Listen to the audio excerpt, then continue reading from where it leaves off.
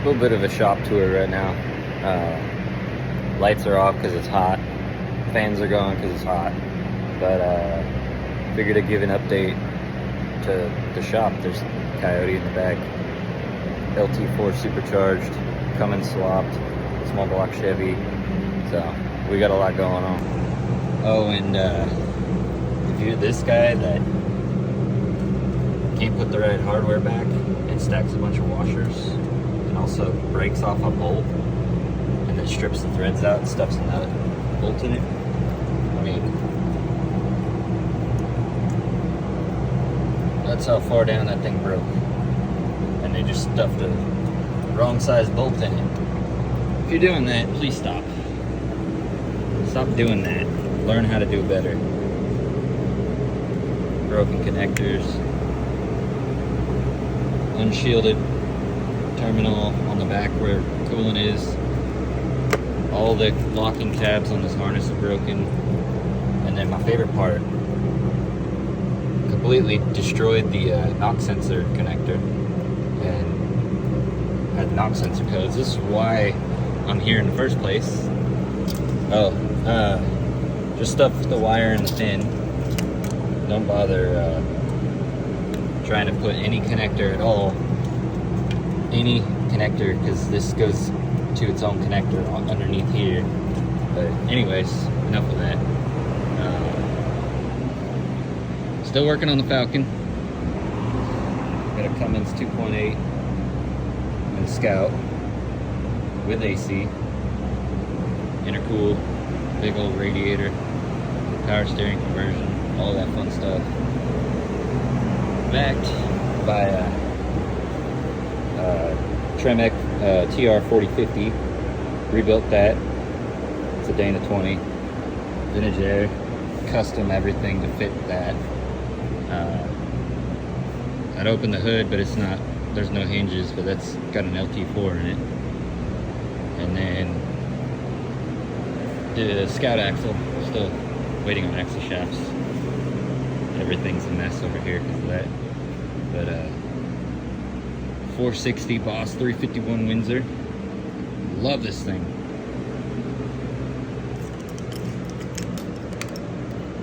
It's on a Terminator X with a Holley Hyperspark.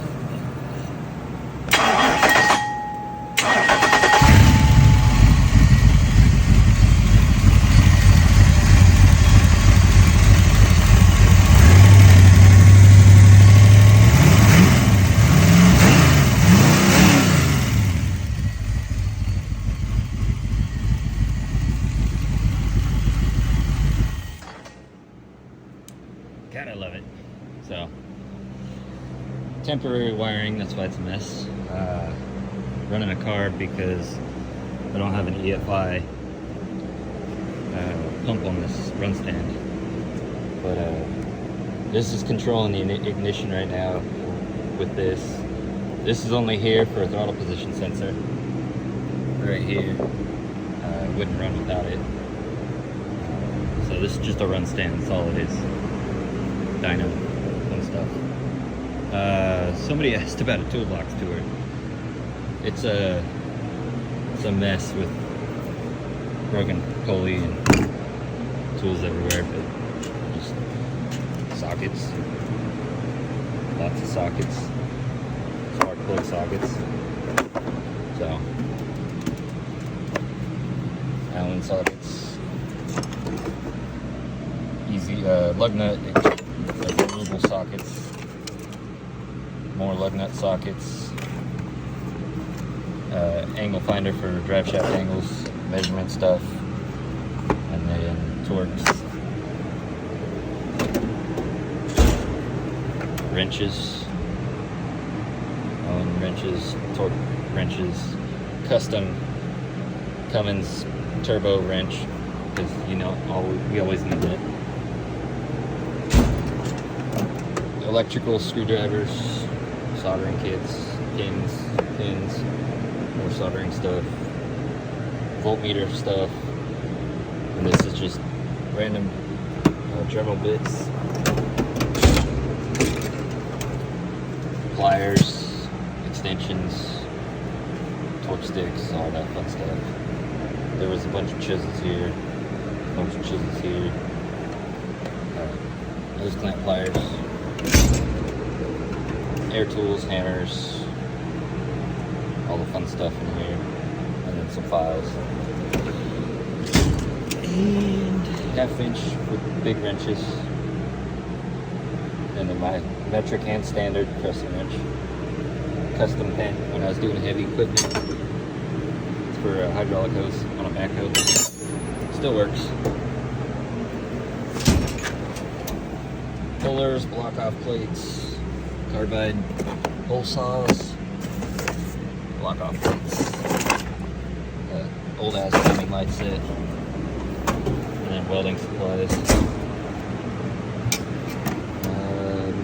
Milwaukee drawer with the charger. And this is where all my grinders and whatnot, welding helmet go. And the brake fittings and whatnot. Random junk on top. Notebook. Just random stuff goes into this. Literally just random. It's there for looks. Snap ring, dial bore gauge. I don't use this like ever, but it's a the lug stud extractor kit. I think I've used once. And my magnetic base with my dial indicator.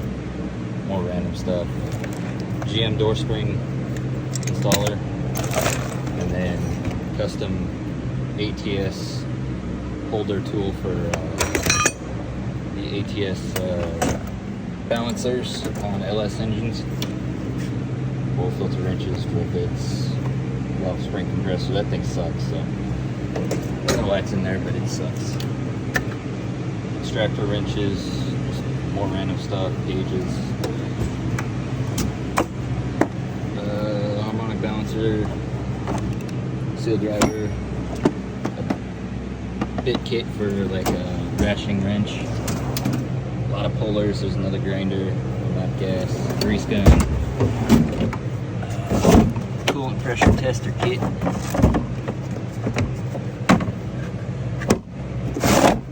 It's easier to find the leaks when you can hear the air. I got a ball joint, and then this is the thread chaser. They're not tabs, they're meant to chase threads. Real good kit to have. And then this is for tie rods and other spindle nuts and whatnot. And yeah, that's about it. A lot of extra wires just in case. A couple distributors in the middle of break-in on some engines, and it's all my terminals. So I got a lot going on, so I haven't had a whole lot of time to stay organized, but I'm trying my best. Got LS swapped Camaro. That one's LS swapped. That one's a small block Chevy. That is a 225 Science 6. So making progress. Just been so freaking busy.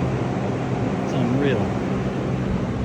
I'm down. It's just me in the shop now, so I'm the only dude doing stuff. But let's fire up the Cummins. I haven't ran it in a while, so.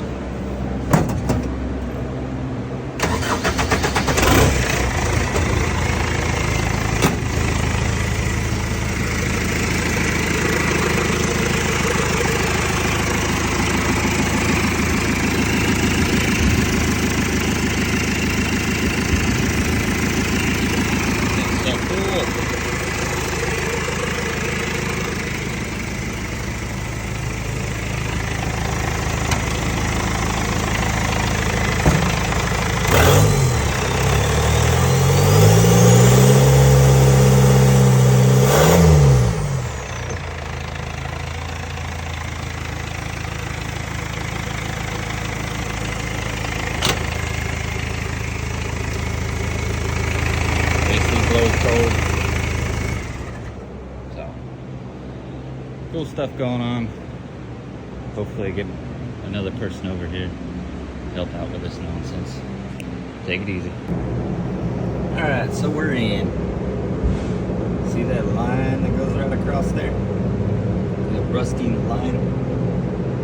This has been sitting with just water in it. You can barely see some coolant. But all this powder, you see it more on the water pump. I left it dangling for you guys. But there's a bunch of powder right there. That's generally from a coolant leak slash if it's inside the cooling system, it's usually your coolant's mixing and not very happy. You definitely don't want to mix coolant, but we got it. TDC down there is on TDC. Got it all tore apart. Gonna go back together with some new parts, new connectors. Hopefully get this thing back on the road and running properly. But yeah, that's how far I'm gonna make it today. I wanted to show one more car. 5.0 Coyote and a Falcon. And for reference, this engine's huge. This one technically does run, but we don't put fuel in it because this car sits for about a year at a time. It's kind of a budget. I say budget, but it's the way he wants to pay for it is over the course of a year he'll build up some money, and then he'll let us work on it for a couple weeks. These wheels are so freaking nice. Got the Willy Woods. More Willy Woods. But yeah, we're looking good on that. Don't know if we can sneak a peek. The Tremec 6-speed. And deep inside the wiring or the hood on this thing is LT4 in there. I don't know if you can see it. And the supercharger. This truck's gonna be insane. As you can tell, the gap is not right on the cab. It's got like 4-head cab, 9-inch, 4-link, custom frame. The whole bed's gonna tip up. It's gonna be a sweet truck, but we gotta get all the sheet metal aligned because it is terrible. But yeah, another fun-filled day of adventures here. Got my Ford shelf, my Chevy shelf, more Ford, and more Ford, because you need parts for a Ford. So flex plates, flywheels, all for this. We're looking good though. I can't wait to get this in the truck. It's gonna be one insane engine. I think it's at 10.5 or 10.8 to 1 compression. It's gonna be spicy. But yeah. It's a shop update for now. Y'all take it easy and see you later.